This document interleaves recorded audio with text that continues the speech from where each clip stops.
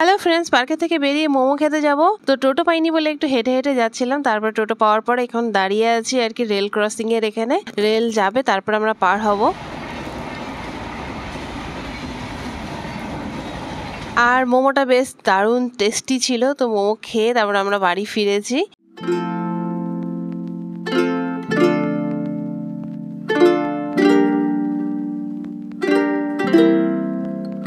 Good morning friends, welcome to my channel, welcome to my new another blog. আশা করি আপনারা সকলেই ভালো আছেন, আমিও খুব ভালো আছি। তো চলে এলাম পরের দিনের ব্লগ নিয়ে। আজ একটু তাড়াতাড়ি উঠে পড়েছি, উঠে সব কাজকর্ম করা হয়ে গেছে। স্নান করে পুজো দিয়ে আমি চলে এসেছি রান্নাঘরে। সকালবেলা ব্রেকফাস্ট করেছিলাম এমনি চা মুড়ি টুড়ি এগুলোই আর কি, বাদাম ছোলা। আর এখন আমি করছি রান্না। তো সিম্পলি কিছু রান্না করব, শাক ডাল আর হচ্ছে আপনার ভাজা। তো এটাই করব। আর আজকে আমাদের বাড়িতে আসবে গেস্ট, মানে রাত্রে ডিনারে। তো নীলেরই হচ্ছে কলিগ আসবে আর তেনার ওয়াইফ আসবে, মানে ডিনারের জন্য তাদেরকে ইনভাইট করা হয়েছে। তো একটু ইন্ট্রোডিউসও হয়ে যাবে, সেজন্যই আর কি তাদেরকে ডাকা। নীল চলে যাবে ডিউটিতে, সেজন্যই আর কি তাড়াহুড়ো করে রান্না করা। সে বাজারটা করে দিয়ে যাবে আমাকে, পরে খাওয়া দাওয়া করে তারপর সে ডিউটিতে চলে যাবে। সত্যি কথা বলতে ডিফেন্স পার্সনের না কোনো ছুটি কিচ্ছু বলতেই নেই। যে এসছি সে খুব ভালো মতো আমাকে সময়ই দিতে পারে না। তাও বেড়াতে যাব বা কিচ্ছু হয় না, মানে সানডে বা স্যাটারডে হাফ ডে এরকম কোনো কিছুই থাকে না। সারা দিন রাত্রিতেও কাজ থাকে, ডিউটি থাকে, দিনেও ডিউটি থাকে। মানে ওই 2 ঘন্টার জন্য খালি সময় পায়, খাওয়া দাওয়া করে, তারপরে আবার চলে যায়। মানে ঘুমেরও কোনো ঠিক ঠিকানা থাকে না এই ডিফেন্সের ডিউটির মধ্যে। প্রত্যেকদিনই করতে হয়। সত্যি কথা বলতে কোনো কিছুরই ছাড় নেই। এখানে এসে দেখতে পেলাম সত্যি তার কষ্টটা।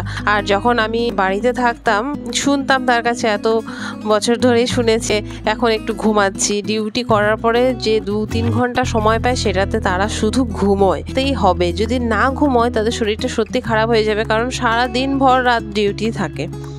যে ফ্রি থাকে সেটাতে তারা ঘুমোয়, তাদের এতটাই ডিউটির চাপ থাকে। এখানে এসে না থাকলে হয়তো এত ভালো করে এই ম্যাটারগুলো কোনোদিন বুঝতেই পারতাম না। সত্যি কথা বলতে অনেক মানে ডিফেন্স পার্সনের বাড়িতেই এরকমটা হয়। বাড়িতে গেলে পরে তাদেরকে কাজ করতে হয় রীতিমতো, তাদের বাড়ির সম্পূর্ণ কাজকর্মটা। যাদের তো আবার কৃষিকাজ আছে তাদের সম্পূর্ণ কাজকর্ম করতে হয়। কিন্তু আমার মনে হয় যে যারা ফৌজি, যারা ডিফেন্সে জব করে, তাদেরকে বাড়িতে গিয়ে কোনো কাজ করার দরকার নেই। ওই 15-20 দিনের ছুটিটা সেটা যেন তারা এনজয় করে। জানিয়ে বাড়িটাও নিজের আর বাড়ির কাজকর্মগুলোও নিজেরই করতেই হবে। কিন্তু তারপরও আমার এসব দেখে মনে হয় যে তাদেরকে একটু রেস্ট দেওয়া দরকার আছে। তারা যখন ক্যাম্পে থাকে তখন তো কোনোভাবেই রেস্ট পায় না, ওই বাড়িতে যায় 15-20 দিনের ছুটিতে। তারপরও অনেক মানুষের কাছে অনেক রকমের কথা শুনতে পাওয়া যায় যে ডিফেন্স পার্সনের তো আরাম এইভাবে চলছে, ছুটি কাটাতে এসছে। ছুটি কাটাতে গেলেও অনেক মানুষকে অনেকভাবে কাজ করতে হয়, এটা আমি নিজের চোখে দেখেছি। এরকম অনেক বাড়িতেই আছে যারা এই জিনিসগুলো একদম বোঝে না, ম্যাটারগুলো বোঝেই না যে এদেরকে একটু রেস্ট দেওয়া দরকার আছে। আশা রাখবো যে সকলেই যেন এই ম্যাটারগুলো বোঝার চেষ্টা করে। আর যারা সিভিলে জব করে না, তাদের কি বলুন তো, সারাদিন কাজকর্ম করলেও নানা রকম প্রেশার থাকলে পরেও রাত্রিটা তারা ফ্রি পায়, আরামসে ঘুমোতে পারে, নিশ্চিন্তে সময় কাটাতে পারে। তারপর সানডে বলে একটা ছুটি থাকে। কিন্তু ডিফেন্স পার্সনের কোনো সানডে থাকে না, কোনো অকেশন থাকে না, কিচ্ছু থাকে না। জানি কাজ মানেই কষ্ট, আবার কাজ মানেও এনজয়, আবার সব কাজেও কষ্টই আছে।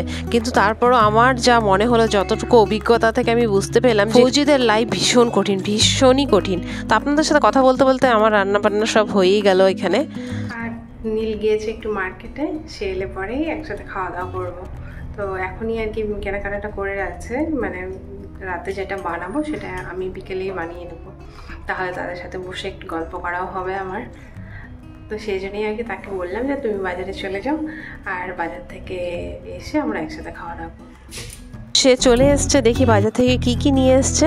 আর আজকে না ভীষণ গরম দিচ্ছে, রান্না করতে করতে তো আমার এতটাই গরম লাগছে যে স্নান করে মনে হচ্ছে না স্নান করেছি। রান্না বান্না শেষ হয়ে গেছে, খাওয়া দাওয়া করে আমি আরেকবার স্নান করব। এসেছে চিংড়ি মাছ, হচ্ছে দেশি চিংড়ি মাছ, খেতে তো ভীষণ টেস্টি। আর নীল আর কি প্রচণ্ড ভালোবাসে চিংড়ি মাছ খেতে, মানে তার ফেভারিট মাছ হচ্ছে চিংড়ি মাছ। আমার ফেভারিট নয়, আমার ফেভারিট অন্য কিছু। তো নীলের ফেভারিট চিংড়ি মাছ। আর নিয়েছে মিষ্টি চিকেন। তো এসেই ও মাছটা কাটতে লেগে পড়েছিল আর চিকেনটাও আমাকে ধুয়ে দিয়েছে। আর যে দেখুন মিষ্টিগুলো, মিষ্টিটার নাম হচ্ছে কমলাভোগ। তো চলুন একটু টেস্ট করে দেখি কেমন খেতে। আর মিষ্টিটা খেতে ভীষণই টেস্টি ছিল। আমার কিন্তু রসগোল্লা খুব প্রিয়, আর মানে যেটা ছানার রসগোল্লা হয় সেটা আমার ভীষণ প্রিয়, যেটা আমাদের উত্তরবঙ্গে খুব কম পাওয়া যায়। আমি দক্ষিণবঙ্গে এসেই মানে এরকম মিষ্টিটা খেলাম, যেটা আমার খুব ভালো লেগেছে। এর কিছু কিছু গুণ খুবই ভালো, যার মধ্যে একটি গুণ হচ্ছে যে বাজার থেকে যখনই সে আসে, সে মাছ নিয়ে আসুক বা মাংস, সেটা সে ধুয়ে দেবে, কেটে দিবে। মাংস যদি নিয়ে আসে তাহলে সে নিজেই ধুয়ে নেয়, আর মাছ নিয়ে এলে আমি যদি তাড়াহুড়োর মধ্যে থাকি তাহলে সে মাছটা অবশ্যই কেটে দিবে, যদি তার সময় থাকে। তো না থাকলেও সে চেষ্টা করে ওইটুকু টাইমের মধ্যে কেটে ফেটে দেওয়ার জন্য। আমি যখন বাড়িতে ছিলাম তখনও সে করতো, আর এখন যখন মানে কোয়ার্টারে এসেছি তখন তো সে করেই দেয়। যেদিনই মাছ আনা হয়েছে সে কেটে ধুয়ে দিয়েছে। তাকে বলতে না এসব কখনো করার জন্য, আর আমি যদি তাকে বলেও থাকি যে তুমি এটা করো না, আমি করে নেব, সে কিন্তু পরেও সে করে দিবে। যাই হোক, এত ব্যাপার মধ্যে এইটুকু হেল্প পাওয়া কিন্তু অনেকটাই বড় ব্যাপার। আর এই গুণটা শুধু নীলের মধ্যে নয়, আমার শ্বশুরমশাইয়ের মধ্যেও এই গুণটা আছে। বাজার থেকে যখনই আসে, বিশেষ করে মাংস আনলে পরে সেটা তিনি ধুয়ে টুয়ে পরিষ্কার করে লবণ টবণ মাখিয়ে রেখে দেন। এটা আমার বাবার মধ্যেও ছিল। আমি বাবাইকেও দেখেছি, আমি তো আমার বাবাকে বাবাই বলে ডাকতাম। তো বাবা মাছ নিয়ে আসতো, মাছটা কেটে দিত মাকে। আমার খুব ভালো লাগে এই গুণগুলো। কিছু কিছু কাজ ছেলেদেরকেও জানা দরকার আছে। আমি এটা বলছি না যে মাছ মাংস তাদেরকে ধুয়ে দিতে হবে বা কেটে দিতে হবে, সেটা নয়, কিন্তু কিছু কাজ ছেলেদেরকেও জানা দরকার আছে। আর এই কাজগুলো একটা বাবা মারই মানে কর্তব্য, দায়িত্ব থাকে তার ছেলেদেরকে শেখাক। প্রত্যেকটা বাবা মাই যখন তার মেয়েদেরকে কাজ শেখায়, মেয়েদের সাথে সাথে ছেলেকেও কাজ করাটা দরকার আছে। এতে কি হয়, পরবর্তীকালে তাদের যখন বিয়ে থা হবে, তাদের হাজব্যান্ড ওয়াইফের সম্পর্কটা আরও সুন্দর হবে আমার মনে হয়। যারা বিজনেসম্যান তাদের পক্ষে তো কখনোই সম্ভব হয়ে ওঠে না, কিন্তু যদি জানা থাকে তাহলে কখনো না কোনো সময় হয়তো বা কাজে লেগে যাবে। তো সেই জন্যই প্রত্যেকটা ছেলেকেই কাজ শেখানোটা বা কাজ শেখাটা দরকার আছে, বাইরের কাজ ছাড়াও। মাছটা ভাজা করে আমরা কিন্তু খাওয়া দাওয়া করে নিয়েছিলাম, তারপরে একটু রেস্ট করে এখন চলে এসেছি রান্নাঘরে চিকেনটা বানাবো। আর চিকেনটা করে রাখছি এজন্যই, কারণ চিকেন বানাতে অনেকটাই সময় লেগে যায়, সেই সময় বানাতে বানাতে অনেক লেট হয়ে যাবে। তাদের আবার সকাল থেকে ডিউটি আছে, ভোরে উঠেই তাকে ডিউটিতে যেতে হবে। তো সেই জন্যই আর কি তাড়াতাড়ি খাওয়া দাওয়া করে একটু গল্প সল্প করে তারা চলে যাবে, মানে 10টার 10:30টার মধ্যেই। সেই জন্যই আর কি আমি চিকেনটা এই জন্যই বানিয়ে রাখছি।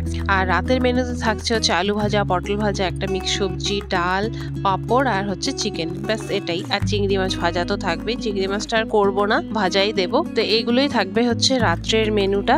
আর জানি না আজকে আমি যে এতগুলো কথা বললাম কাকে কেমন লাগবে, যদি কাউকে খারাপ লেগে থাকে তো ক্ষমা করে দিবেন। আমার মনে হয় মানে আমার যেটা মনে হয়েছে আমি সেটাই বলেছি, আমার যেটা আমি ভেবে থাকি আর কি সব সময়। তো সেই কথাটাই বলেছি, যে এটা নয় যে আমি এখনই ভেবে কথাটা বললাম। আর এটা আমি মানে আমার মনে হয় সব সময়ই মনে হয় যে এগুলো করা দরকার আছে, প্রত্যেকটাই জিনিস। তো যাই হোক, নীল আমাকে একটু হেল্প করে দিয়েছিল মশলাটা করতে। আর এখানে আমার চিকেনটা প্রায় কষা হয়ে গেছে, আর ভাতটা তারা এলেই করব, গরম গরম ভাত থাকবে। আর এখন দিয়ে দিচ্ছি চিকেন মশলা। চিকেন মশলা আমি কিন্তু বাড়িতে মানে আমার বাবার বাড়িতে কিন্তু ক্যাচ মশলাটা ইউজ করি, আর শ্বশুরবাড়িতে চিকেন মশলা ইউজ করা হয় না চিকেন বানানোর ক্ষেত্রে। তো আমাদের শ্বশুরবাড়িতে একটু অন্যরকম করে চিকেনটা করা হয়, খুব টেস্টি হয়। আমার শাশুড়ি মা খুব ভালো চিকেন রান্না করে, যে আমিও মোটামুটি ভালোই রান্না করি, আমি আমার তরফ থেকে বলছি। বাকি যারা খাবে তারা বলবে কেমন রান্না হয়। তো চলুন, চিকেনটা রান্না হয়ে গেছে। আজকের মতো ব্লগটি এখানেই শেষ করছি। ব্লগটি ভালো লাগলে লাইক শেয়ার কমেন্ট করবেন। আর যারা নতুন বন্ধু আমার চ্যানেলে আমার ব্লগ দেখছেন, তারা প্লিজ আমার চ্যানেলটা সাবস্ক্রাইব করে দিয়ে আমার পাশে থাকবেন। সকলেই ভালো থাকবেন, সুস্থ থাকবেন। চলে আসবো আরেকটি নতুন ব্লগ নিয়ে। আজকের মতো বাই বাই।